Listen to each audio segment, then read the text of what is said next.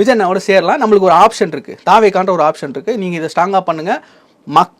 மக்களோட ஆதரவும், பெண்களுடைய ஆதரவும், இளைஞர்களுடைய ஆதரவும் தாவேக்காவுக்கு அதிகமாக இருக்குது.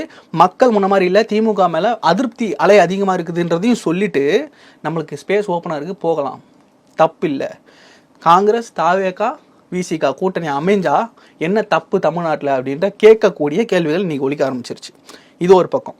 இந்த பக்கம் பாமக, நாங்கள் திமுக கூட்டணிக்கு போவோம், இல்லைனா தாவேகா கூட்டணிக்கு போவோம், எங்களுக்கு கேட் வந்து ஓப்பனாக இருக்குது, நாங்கள் எங்கே போனாலும் எங்களுக்கு சீட் இருக்குது, நான் கேட்குறத நீங்கள் கொடுங்க, நான் கேட்குற சீட்டு, நான் கேட்குற தொகுதி, போட்டிலாம் சொல்லுவாங்க. அது நம்மளுக்கு தெரியாமல் பேசக்கூடாது. ஸோ அப்படி வந்து பார்கெனிங்கும் இன்க்ரீஸ் ஆகும். இப்போ நிறைய விமர்சகர்கள் சொல்கிறது என்னென்னா, விஜய் நம்பி யாரும் வரல அப்படின்னு சொல்லி பேசுவாங்க. ஆனால் இங்கே எல்லாருமே அவரை நம்பி தான் இருக்காங்க. 2026 இன்றைக்கி சொல்கிற கூட்டணி எதுவுமே, நான் திரும்ப சொல்கிறேன், இன்டாக்டாக இல்லை.